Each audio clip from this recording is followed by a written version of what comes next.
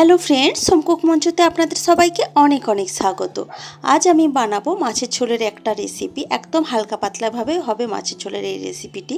কোনো রকম বাটা মশলা ছাড়াই শুধুমাত্র 5 ফোড়ন দিয়ে আমি বানাবো আজকের এই রেসিপিটি।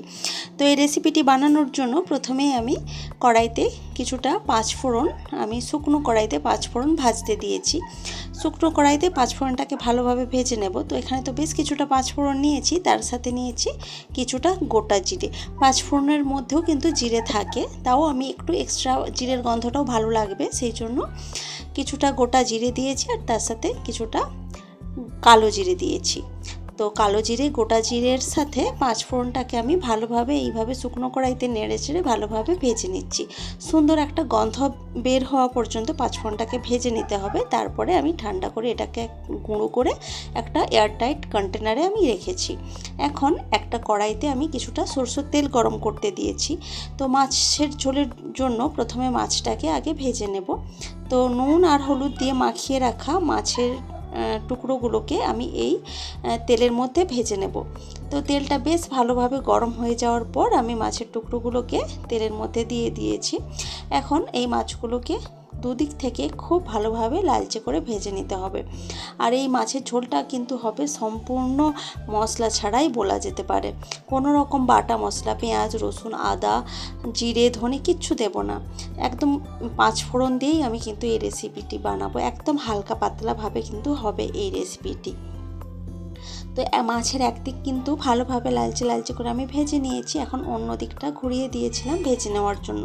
তো ওদিকটাও তো ভাজা হয়ে গেছে। এখন আমি মাছগুলোকে তুলে রাখছি তেল থেকে।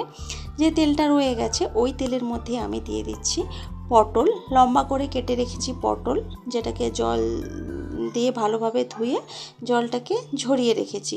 সেই পটলগুলোকে এখানে ভাজতে দিয়েছি। তো পটলটা ভেজে নেওয়ার জন্য আমি এখানে দিয়েছি সামান্য নুন দিয়ে পটলটাকে এখন ভালোভাবে ভেজে নিতে হবে। ঝোলে দেওয়ার আগে পটলটাকে যদি এইভাবে একটু ভেজে নিই তাহলে কিন্তু পটলটা খেতেও ভীষণই সুস্বাদু হবে। তো পটলটা কিন্তু ভাজা হয়ে গেছে। এখন পটলটাকে তেল থেকে তুলে রাখবো। এখন যে বাকি তেলটা রয়ে গেল এই তেলেই কিন্তু বাকি রান্নাটা করে নেব। এক্সট্রা আমি কিন্তু আর তেল ব্যবহার করব না। তো তেলের মধ্যে ফোড়ন দিচ্ছি। ফোড়ন হিসেবে দিলাম শুকনো লঙ্কা আর 5 ফোড়ন। 5 ফোড়নের গন্ধটা এই রান্নাটায় ভীষণই ভালো যাবে। যেহেতু 5 ফোড়ন স্পেশাল আমি রেসিপিটি বানাচ্ছি, মাছের ঝোলটা 5 ফোড়ন দিয়েই কিন্তু হবে। তো এখানে আমি দিয়ে দিয়েছি আলুটাকে লম্বা লম্বা করে কেটেছি। যেমন মাছের ঝোলে সাধারণত আমরা আলু দিয়ে থাকি, তো আলুগুলোকে সেইভাবে দিয়ে ভাজতে দিয়েছি।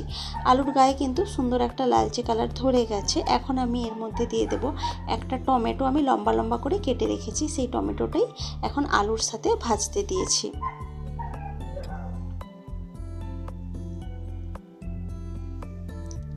টমেটোটাও আলুর সাথে বেশ কিছুক্ষণ এইভাবেই ভালোভাবে ভেজে নিয়েছি। এখন আমি এর মধ্যে গুঁড়ো মশলার মধ্যে আমি শুধুমাত্র ব্যবহার করব হলুদের গুঁড়ো, লঙ্কার গুঁড়ো। আর কোনো রকম গুঁড়ো মশলা বা বাটা মশলা কিন্তু আমি এখানে দিচ্ছি না। তো হলুদ গুঁড়ো আর লঙ্কা গুঁড়োটা দেওয়ার পর এখানে খুব ভালোভাবে একটু কষিয়ে নিচ্ছি যাতে করে হলুদের গন্ধটা চলে যায়। তো এখন এর মধ্যে আমি দিয়ে দেব পরিমাণ মতো জল। ঝোল আপনারা যতটা রাখতে চাইবেন সেই অনুযায়ী জলটা দেবেন।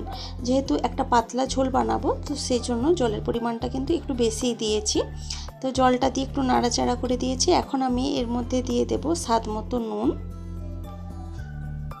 তো দিয়ে দিলাম স্বাদ মতো নুন। এখন নুনটা দিয়ে আবারও একটু নাড়াচাড়া করে দিচ্ছি। এখন এবার এটা ঢাকা দিয়ে দেব। ঢাকা দিয়ে ফুটতে দেব প্রায় 3 থেকে 4 মিনিট মতো পর্যন্ত। 3 থেকে 4 মিনিট মতো পর ঢাকা খুলে দিয়েছি। গ্যাসের আঁচটা কিন্তু আমি মিডিয়ামে রেখেছিলাম। তো এখন একটা আলু আমি চেক করে নিচ্ছি ঠিকঠাক সেদ্ধ হয়েছে কিনা। তো দেখলাম আলু একদম সুসেদ্ধ হয়ে গেছে। এখন আমি এর মধ্যে দিয়ে দেব আগে থেকে ভেজে রাখা পটলের টুকরোগুলো।